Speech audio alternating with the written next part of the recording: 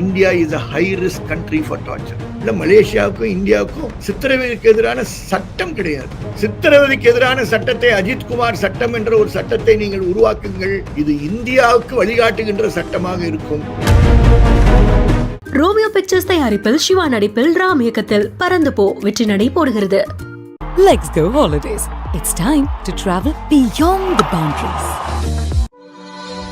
Anuj styles ரகங்கள் பலவிதம், ஒவ்வொன்றும் உலகத்தரம். மென்டல் ஹெல்த் ப்ராப்ளம்ஸ் பல காவல்துறை நண்பர்களுக்கு இருக்கு என்று கூறுகிறேன். அதனாலதான் நீங்க நிம்ஹான்ஸ்ல இருந்தோ செல்லமுத்து ட்ரஸ்ட்ல இருந்தோ மென்டல் வெல்பீயிங் ப்ரோக்ராம் நீங்க நடத்திட்டு இருந்தீங்க. இப்ப என்ன ஆச்சு? அதுக்கு கால் கையெல்லாம் உடையுது, என்ன சும்மா உடையுதா? பாத்ரூம்ல வலிக்கு விழுகுறாங்க, சும்மா விழுகுறாங்களா? மேல இருக்கக்கூடிய ஐபிஎஸ் அதிகாரிகள் தான் இதை கட்டளை இடுறாங்க. இதெல்லாம் வந்து பண்ணுப்பா, நான் கண்டுக்காம இருப்பேன்.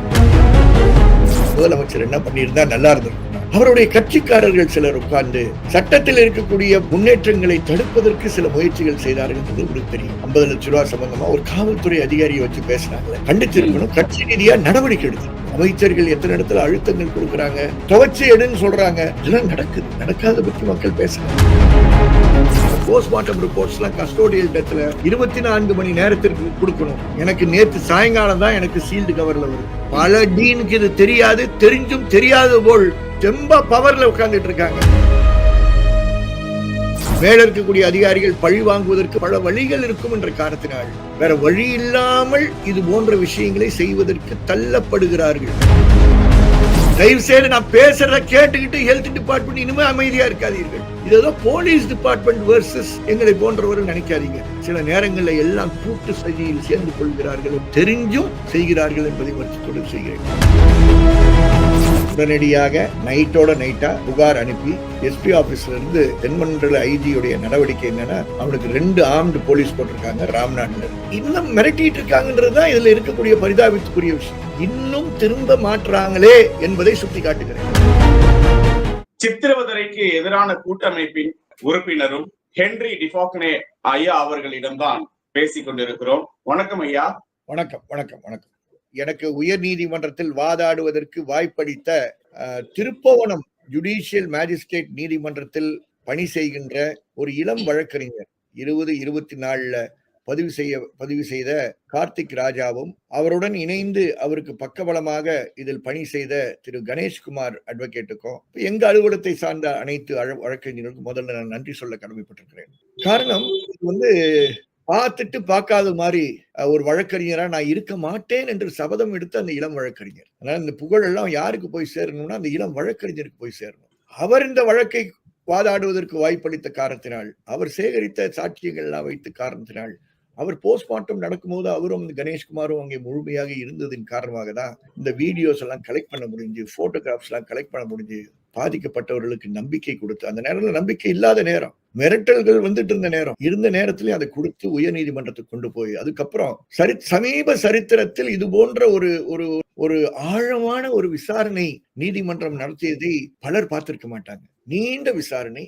இதுல இன்னும் கேதர் பண்ண வேண்டிய எவிடன்ஸ் நிறைய இருக்கு, பாதுகாக்கப்பட வேண்டிய எவிடன்ஸ் நிறைய இருக்கு. அந்த பணியை செய்யக்கூடிய ஒரு நீதித்துறையை சார்ந்த ஒரு டிஸ்ட்ரிக்ட் ஜட்ஜை வந்து அதற்கு நியமனம் செய்து அடுத்த நாள்ல இருந்து இன்னைக்கு வரைக்கும் அவர் அந்த பணியில ஆல்மோஸ்ட் 20 hours per day செலவு பண்ணி பல மணி நேரங்கள் சாட்சிகளை விசாரித்து அது விசாரிக்க திருப்போணத்தில் மக்களுக்கு தைரியம் ஊட்டுகின்ற ஒரு சம்பவமாக மாறி, உயர் நீதிமன்றம் கொடுக்கக்கூடிய தைரியம் ஒரு பக்கம், அவர்கள் ஆணையின் மூலமாக டிஸ்ட்ரிக்ட் ஜட்ஜ் அவருடைய செயல்பாட்டின் மூலமாக கொடுக்கக்கூடிய தைரியத்தின் மூலமாக நீதித்துறையில் மக்களுக்கு இழந்து போன நம்பிக்கை மறுபடியும் பெற்றுக் கொள்ளுகின்ற ஒரு பாதையாக நீதித்துறையின் பாதை செவ்வனே சென்று கொண்டிருக்கும் இதே வேளையில் காவல்துறையினர் தரப்பில் நடந்து கொண்டிருக்கும் விசாரணையும் 8ஆம் தேதியிலிருந்து அடுத்த கட்ட நகர்வும் எந்த அளவிற்கு செவ்வனே இருக்கும் என்று நினைக்கிறீர்கள் ஐயா?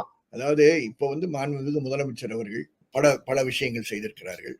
பல விஷயங்கள் செய்தது வந்து நல்லது, நான் அது ஒன்றும் தப்புன்னு சொல்ல மாட்டேன். உதாரணத்திற்கு பாதிக்கப்பட்ட குடும்பத்திட்ட வந்து நேரடியாக பேசி மன்னிப்பு கேட்டதுன்றது வந்து ஒரு நல்ல செயல், ஒரு அஷூரன்ஸ். அதனால அதை நான் பாராட்டுறேன். அதுல வந்து ஒன்றும் தப்பு இல்லை, அதை கொச்சைப்படுத்தக்கூடாது யாரும். ஆனா அதே முதலமைச்சர் என்ன பண்ணியிருந்தா நல்லா இருந்திருக்கும்னா, இன்னொரு அடுத்த கட்டம், அவருடைய கட்சிக்காரர்கள் சிலர் உட்கார்ந்து சட்டத்தில் இருக்கக்கூடிய முன்னேற்றங்களை தடுப்பதற்கு சில முயற்சிகள் செய்தார்கள் உங்களுக்கு தெரியும். 50 லட்சம் ரூபாய் சம்பந்தமா ஒரு காவல்துறை அதிகாரியை வச்சு பேசினாங்களே, அதை அவர் கண்டிச்சிருக்கும். கண்டிச்சிருக்கணும், கட்சி ரீதியா நடவடிக்கை எடுத்திருக்கணும். அது அந்த அந்த நம்பிக்கையை முழுமைப்படுத்தி இருக்கும்னு சொல்றேன். அவர் கொடுத்த 5 லட்சம் ரூபாவையோ, அவர் கொடுத்த அந்த வேலையோ, கொடுத்த பட்டாவையோ, அதெல்லாம் நான் எந்த இதுவும் சொல்லவே இல்லை. அதெல்லாம் நல்லது. ஆட்சியில் இருக்கக்கூடியவர்கள் செய்ய வேண்டிய வேலை. எங்களை போன்றவர்கள் நன்றி சொல்லணும் அவருக்கு. அதுல தப்பு இல்லை. ஆனா தடுக்க வேண்டிய விஷயங்களும் போகணும்ல. உங்க கட்சிக்காரர் ஒருவர் இன்னைக்கு அப்பட்டமாக தெரிகிறது. எவ்வளவு இடத்துல அப்பட்டமா தெரியாம இருக்கு. அமைச்சர்கள் எத்தனை இடத்துல அழுத்தங்கள் கொடுக்கறாங்க. அமைச்சர்கள் எத்தனை இடத்துல எஸ்பி கிட்ட பேசிட்டு இன்னார நீங்க போட்டு பாருங்க, பொய் கேஸ் போட்டு பாருங்கன்னு சொல்றாங்க, துவைச்சு எடுன்னு சொல்றாங்க. இதெல்லாம் நடக்குது. நடக்காத பத்தி மக்கள் பேசல. ஐயா, நேற்றைய தினம் பாத்தீங்க அப்படின்னாக்கா, அந்த கழிவறைக்குள்ள இருந்து ஒரு செல்போன்ல வீடியோவை பதிவு செய்த இந்து சமய அறநிலையத்துறை அலுவலகத்திற்குள்ளே காவலராக பணிபுரிந்து கொண்டிருந்த சக்தி ஈஸ்வரன் அந்த இளைஞர் ஒரு பேட்டி கொடுக்கிறாரு. இது மாதிரி காவல்துறையினர் தரப்புல மிரட்டல் வருது, சாட்சிகளை கலைக்க பாக்குறாங்க, சாட்சிகளை கலைக்க முயறாங்க, எங்க உயிருக்கெல்லாம் ஆபத்து இருக்குது அப்படின்னு அடுத்த கட்ட உயிர் அச்சத்தை அவங்க இது பண்றாங்க. காவல்துறையினர் எங்களுக்கு பாதுகாப்பு கொடுப்பாங்களா அப்படின்னு சொல்லிட்டு கேக்குறாங்க, பயப்படுறாங்க. அத பத்தி எப்படிங்க ஐயா? உடனடியாக நைட்டோட நைட்டா புகார் அனுப்பி அமைதியே இல்லை. உங்க மாதிரி எல்லாருக்கும் அந்த புகாரை பரிமாறல் செய்து நேற்று எஸ்பி ஆபீஸ்ல இருந்து தென்மண்டல ஐஜியுடைய நடவடிக்கை என்னன்னா, அவனுக்கு 2 ஆர்ம்டு போலீஸ் போட்டிருக்காங்க ராம்நாடுல இருந்து. இதெல்லாம் இப்படிதான் நடக்கணும். இதான் நல்ல விஷயங்கள், இதெல்லாம் நடக்கணும். ஆனா இன்னும் மிரட்டிட்டு இருக்காங்கன்றதுதான் இதுல இருக்கக்கூடிய பரிதாபத்துக்குரிய விஷயம். இன்னும் மிரட்டிட்டு இருக்காங்க. மதுரை நீதிமன்றத்துல பெண்டிங்கா இருக்கு. எதுக்கு சொல்றேன்னா, இன்னும் திரும்ப மாற்றாங்களே என்பதை சுட்டி காட்டுகிறேன். நேற்று அந்த கூட்டத்திலே சொன்னேன். என்னுடைய மதுரை மாநகரத்தில் பழைய கமிஷனர் ஆபீஸ் அலுவலகத்துல இப்போ டிசி டிராபிக் அங்க மேல உட்கார்ந்துருக்காங்க. கீழே கொடூர குற்றங்கள் விசாரணை பிரிவு என்ற ஒரு பிரிவு இருக்கு. நான் கேட்கிறேன், அது என்ன லிஸ்டட் போலீஸ் ஸ்டேஷனா? அப்ப அங்க விசாரணை நடக்கக்கூடிய ஒரு இடம். கொடூர குற்றங்கள் விசாரணை பிரிவுன்னு வந்தாவே இன்வெஸ்டிகேஷன் பிளேஸ். அந்த இன்வெஸ்டிகேஷன் பிளேஸ்ல சிசிடிவி கேமரா இருக்காது. நாங்க என்னுடைய பிரஸ் நண்பர்கள்ட்ட சொன்னேன், நீங்க எவ்வளவு நேரம் என்ன எவ்வளவு துயரம் பண்ணி எவ்வளவு விஷயங்கள் கேட்கறீங்க, உங்களுக்கும் தூக்கம் இல்லை, எனக்கும் தூக்கம் இல்லை. தயவு செய்து நேரம் இங்க இருந்து அங்க போங்க. போய் இமீடியட்டா நம்ம அச்சீவ் பண்ண வேண்டியது என்ன, அந்த கொடூர குற்றங்கள் விசாரணை பிரிவு இமீடியட்டா நீங்க சிசிடிவி கேமரா போடுங்க. அப்பதான் அது இன்வெஸ்டிகேட்டிங் பிளேஸா இருக்க முடியும். இல்லைனா அதை சீல் பண்ணுங்க அந்த பில்டிங்க. அது எதுக்கு பயன்படுத்துறீங்க நீங்க? இதுதான் பிரச்சனை. இதே போல இன்னைக்கு சொல்றாங்க சிவகங்கையில அதே மாதிரி ஒரு இடம் இருக்கா, படத்தோட சொல்றாங்க. சிவகங்கையில அதே மாதிரி இருக்கு. இந்த கொடூர குற்றங்கள் விசாரணை பிரிவுன்றதை எதுக்கு கொண்டு வராங்கன்னா, சிசிடிவி கேமராவுக்கு பயந்து கொண்டாடுறாங்க. ஆனா நேற்று ADGP law and order Davidson Devasirvatham ஒரு கூட்டம் நடத்தி அந்த மினிட்ஸ் வெளியே வந்திருக்கு. அதுல சிசிடிவி கேமரா பத்தி ஒண்ணுமே இல்லையே. நீங்க நல்லா நடத்துங்க, சிஎஸ்ஆர் போடுங்க, பேப்பருக்கு காசு வாங்காதீங்க, இல்ல மனுதாரிட்ட பேப்பர் வாங்காதீங்க, பிரசவத்தில் இருக்கக்கூடிய காவல்துறை அதிகாரிகள் யாரா இருந்தாங்கன்னா அவங்க சொந்த இடத்துல போஸ்டிங் போடுங்க. நல்ல விஷயங்கள், அதான் தப்புன்னு சொல்ல. இதெல்லாம் இது வரைக்கும் நீங்க செய்யலையா? இதெல்லாம் நீங்க செஞ்சிருக்க வேணாமா? இதெல்லாம் நீங்க செய்யாதனாலதான் மென்டல் ஹெல்த் ப்ராப்ளம்ஸ் பல காவல்துறை நண்பர்களுக்கு இருக்கு என்று கூறுகிறேன். அதனாலதான் நீங்க நிம்ஹான்ஸ்ல இருந்தோம், செல்லமுத்து ட்ரஸ்ட்ல இருந்தோம் மென்டல் வெல்பீயிங் ப்ரோக்ராம் நீங்க நடத்திட்டு இருந்தீங்க.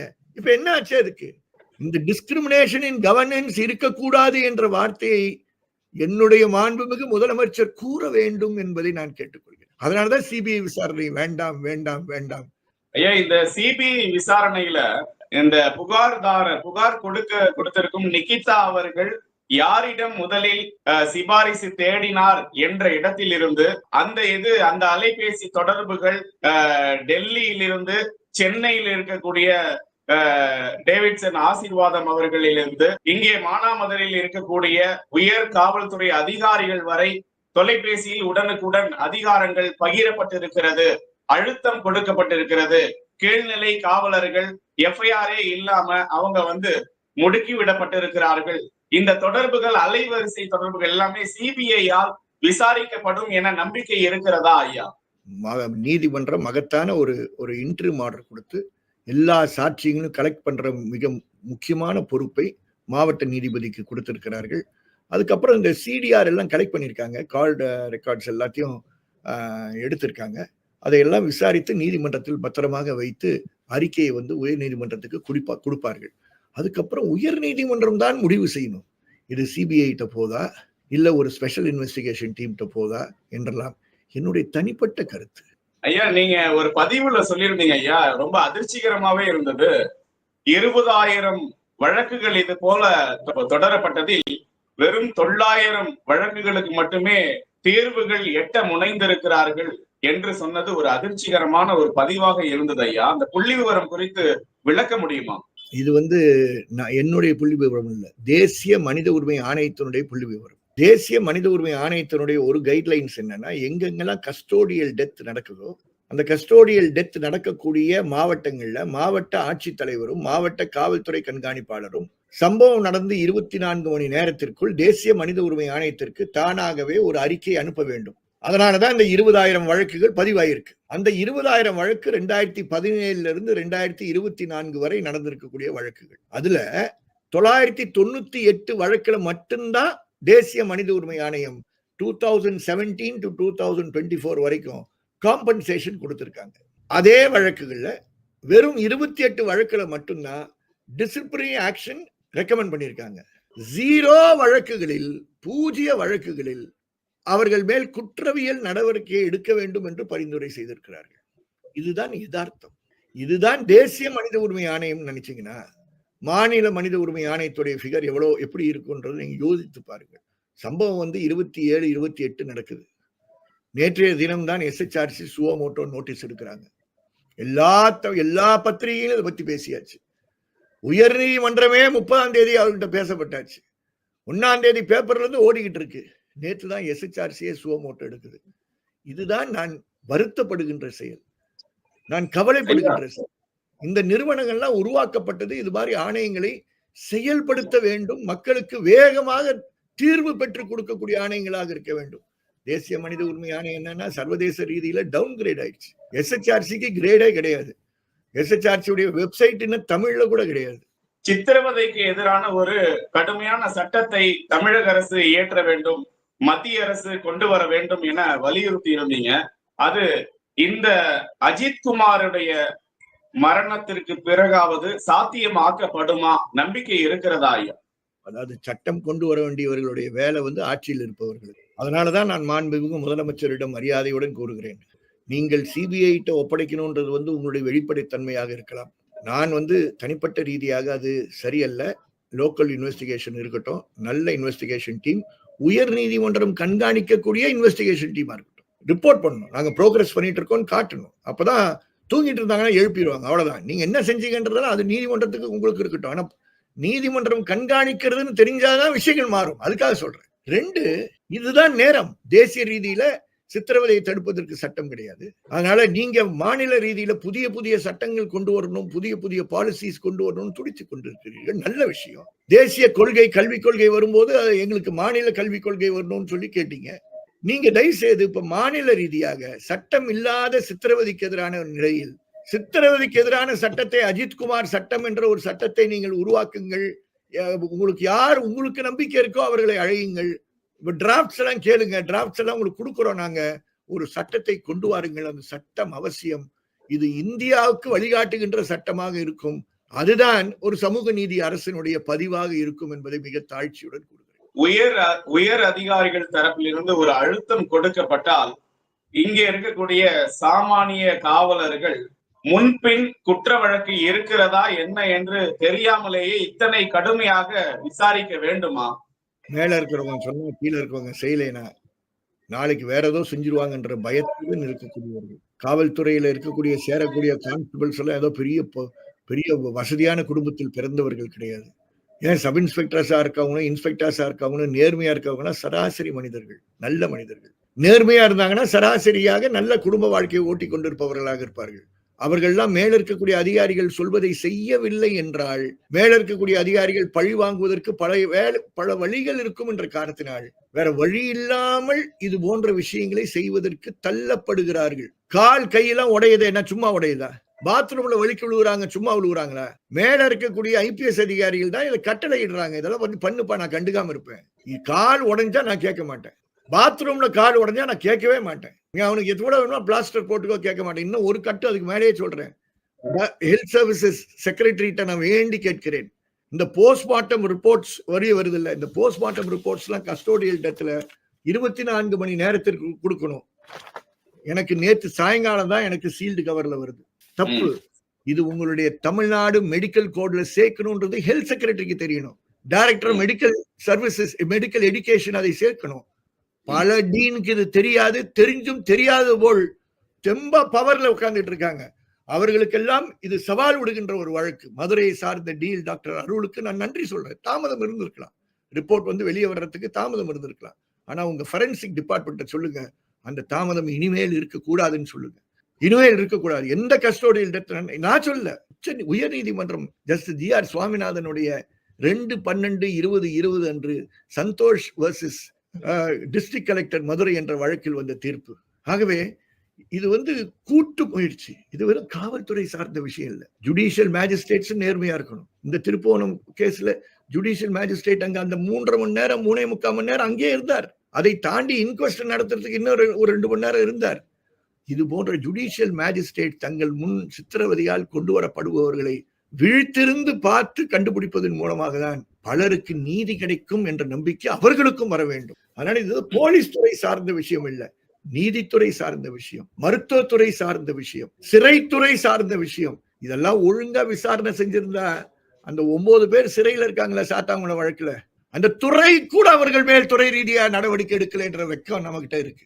தயவு செய்து நான் பேசுறத கேட்டுக்கிட்டு ஹெல்த் டிபார்ட்மெண்ட் இனிமே அமைதியா இருக்காதீர்கள். அந்த சிறைத்துறையில கோவில்பட்டியில இருந்த சப்ஜெயில் சூப்பரிண்டென்ட் அவர் மேலேயும் நடவடிக்கை எடுக்க வேண்டும். அவர்கள் எல்லாம் நடவடிக்கை அதே மாதிரி நடவடிக்கை தப்பு சொல்லி பலர், நான் பேர் சொல்லவில்லை, மதிப்புக்குரிய தமிழ்நாட்டுக்கு அப்பாற்பட்டு இருக்கக்கூடியவர்கள் பல சீஃப் ஜஸ்டிஸ்க்கு கடிதம் போட்டார்கள். நீதித்துறை நடவடிக்கை எடுக்கவில்லை. ஆகவே இது போலீஸ் டிபார்ட்மெண்ட் வர்சஸ் எங்களை போன்றவர்கள் நினைக்காதீங்க. சில நேரங்களில் எல்லாம் கூட்டு சதியில் சேர்ந்து கொள்கிறார்கள் என்பது வருத்தத்துடன் செய்கிறேன். தெரிஞ்சும் செய்கிறார்கள் என்பதை வருத்தத்துடன் செய்கிறேன். இந்த வழக்கு ஒரு புதிய பாதையை உருவாக்குகின்ற வழக்காக இருக்கணும். நீதிமன்றம் அதுக்கு வழிகாட்ட வேண்டும். புதிய ஸ்டாண்டர்ட்ஸ், இன்டர்நேஷனல் ஸ்டாண்டர்ட்ஸ் வந்திருக்கு. 25ஆம் தேதி ஒரு குளோபல் டார்ச்சர் இண்டெக்ஸ் உருவாயிருக்கு. அந்த குளோபல் டார்ச்சர் இண்டெக்ஸ் வந்து 26 நாடுகள் என்ன டார்ச்சர் சம்பந்தமான ஸ்டேட்டஸ் இருக்குன்னு பாக்குறாங்க. நான் அதில் பணி செய்யக்கூடிய தாழ்மையான எனக்கு ஒரு வாய்ப்பு கிடைச்சது. நான் ஜெனீவால தான் 25ஆம் தேதி ரிலீஸ்க்கு போயிருந்தேன். India is a high risk country for torture. எனக்கு ரொம்ப மனசுக்கு கஷ்டமா இருந்தது. ஆனா தான் உண்மை. ஆசியால அந்த ஆய்வு செய்யப்பட்ட நாடுகள்ல மலேசியாவுக்கும் இந்தியாவுக்கும் சித்திரவதைக்கு எதிரான சட்டம் கிடையாது. சித்திரவதைக்கு எதிரான ஐநா சாசனத்துல நம்ம இன்னும் ராட்டிஃபை பண்ணல. அப்போ பல கோளாறுகள் இருக்கு. அந்த கோளாறுகள்லாம் ஒரு பக்கம் இருக்கட்டும், கீழ்மட்டத்துல என்ன செய்யணும்ன்ற விஷயங்கள் நம்ம சொல்லியிருக்கணும். நேற்று மட்டும் என்னுடைய ஏடிஜிபி, என்னுடைய டிஜிபி சிசிடிவி கேமரா பத்தி எல்லாத்தையும் பேசியிருந்தா, விட்னஸ் ப்ரொடெக்ஷன் ஸ்கீம் பத்தி பேசியிருந்தா எனக்கு மகிழ்ச்சியா இருக்கும். அதை பேசவில்லை என்ற வருத்தம் எனக்கு இன்னும் இருக்கு என்று கூறுகிறேன். ஆனால் நாங்கள் பேசுவதை நிறுத்த மாட்டோம்.